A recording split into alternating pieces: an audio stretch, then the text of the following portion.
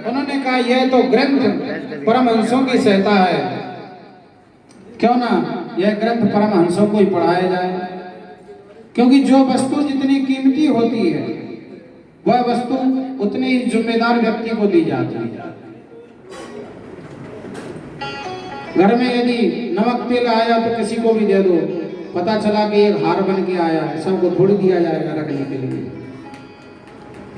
तो जो वस्तु जितनी कीमती होती है उसको उतने ही जिम्मेदार व्यक्ति को दी जाती है। उन्होंने कहा अब ऐसा कोई पात्र मिले। बोले जब आकर के व्यास जी महाराज ने सुखदेव जी को बोले भागवत का पाठ पढ़ाया, उन्होंने कहा ये सुखदेव जी कौन है।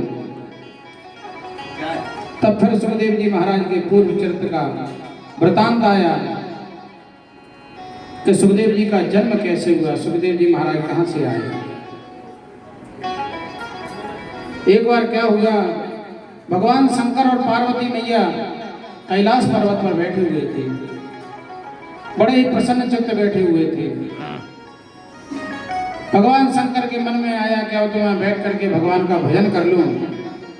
मैया ने भी कहा हम भी थोड़ा सा गृह कार्य कर लेते हैं, आप भजन करिए, क्योंकि भगवान शंकर तो राम नाम के अति प्रिय हैं।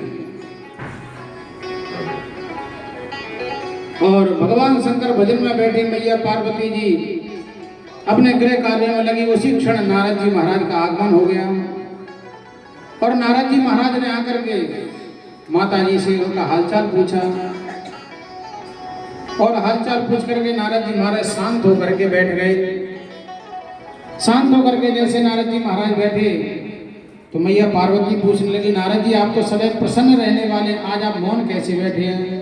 उन्होंने कहा मैया क्या कहें, संसार में घूम करके आया हूं, पृथ्वी पर घूम करके आया हूं, तो सब जगह कहीं पर भी प्रेम रहा ही नहीं है। काम क्रोध यदि कहीं नाते भी हैं तो केवल मोह के हैं, दिखावे के हैं, कहीं सच्चा प्रेम रहा ही नहीं है। पार्वती माता गुस्सा हो गई। उन्होंने कहा नारद जी आपने ऐसा संसार में देखा होगा, हमारे यहाँ ऐसा नहीं है। देखिए हमारे यहाँ जो शेर है, मेरा वाहन शेर है और बाबा का वाहन बैल है, दोनों एक दूसरे के शत्रु हैं, लेकिन देखिए यहाँ कितने प्रेम से रह रहे हैं। उन्होंने कहा देखो मेरे बड़े पुत्र का वाहन कार्तिकेय का वाहन मोर है और बाबा शंकर के गले में सर्प पड़ा हुआ है, दोनों वो एक दूसरे के बैरी हैं, शत्रुता है, लेकिन फिर भी प्रेम से रह रहे हैं। भगवान शंकर के गले में सर्प है और मेरे गणपति का वाहन तो चूहा है, चूहा और सर्प की भी शत्रुता है, लेकिन यहाँ तो प्रेम, यहाँ तो सब प्रेम से रहते हैं। हमारे घर में आकर के फालतू बात नहीं करनी। अरे बाबा शंकर जी तो मुझसे कितना प्रेम करते हैं कि वो समाधि में भगवान के जिस स्वरूप का ध्यान करते हैं, जिस मंत्र का जाप करते हैं, वो वहां तक मुझे बता देते हैं। पशु पक्षियों की छोड़ो, मेरे पतिदेव भगवान शंकर ही मुझे इतना प्रेम करते हैं, और आप हमारे घर में आकर ऐसी बात कर रहे हैं।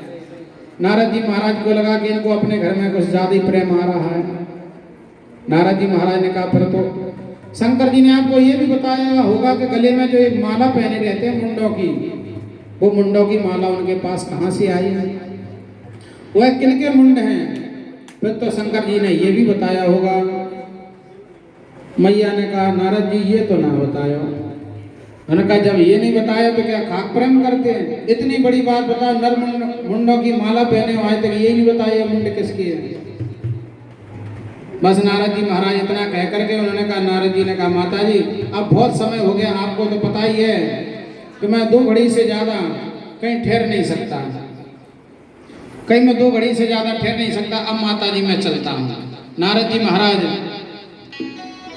महाराज वहां से आकर के और चल दिए। अब जैसे ही नारद जी महाराज जाने लगे तो भगवान शंकर की भी समाधि खुल गई। नारद जी महाराज से शंकर जी ने कहा ठहरिए महाराज, कुछ समय सत्संग हो जाए। उन्होंने कहा महाराज बस अब तो हम चलते हैं। राधे राधे करके नारद जी महाराज निकल लिए। इधर जैसे ही भगवान शंकर आए तो भवानी के मुख मंडल पर 12 बज रहे हैं। पार्वती मैया नाराज होकर के बैठी हैं। उन्होंने कहा देवी ऐसी क्या बात हुई, भजन से पहले तो तुम खूब प्रसन्न बैठी हुई थी, नारद जी महाराज के आने के बाद तुम्हारा चेहरा ही उतर गया। उन्होंने कहा महाराज आप रहने दो, बाहर से भी काले और अंदर से भी काले, इतनी बड़ी बात आज तक आपने मुझसे छुपा करके रखी। बोले देवी कहो तो हमने क्या तुमसे छुपाया। उन्होंने कहा आपके गले में जो मुंडों की माला है वह किनके मुंड है? उन्होंने कहा देवी ये मेरे मुंड की माला नहीं, ये मेरे प्रेम का प्रमाण पत्र है कि मैं तुमसे कितना प्रेम करता हूँ। जब जब तुम शरीर का त्याग करती हो, जब जब तुम देह का त्याग करती हो, तब तब मैं तुम्हारे शरीर का ये मुंड धारण करता हूँ, उसकी माला बना करके अपने गले में पहन लेता हूँ। उन्होंने कहा महाराज ये कितने मुंड हो गए? बोले ये 100 से ऊपर हैं। उन्होंने कहा महाराज मैं इतनी बार मर गई? बोले हाँ। वो बोले महाराज आपने ऐसा कौन सा अमृत पी लिया जो आप नहीं मरती, मैं अकेली मरती रहती हूँ? ये तो महाराज और भी कपट की बात है, आपने ऐसा क्या पी लिया है? शंकर ने कहा मैंने भागवत रूपी पान कर लिया है, अब मेरी मृत्यु नहीं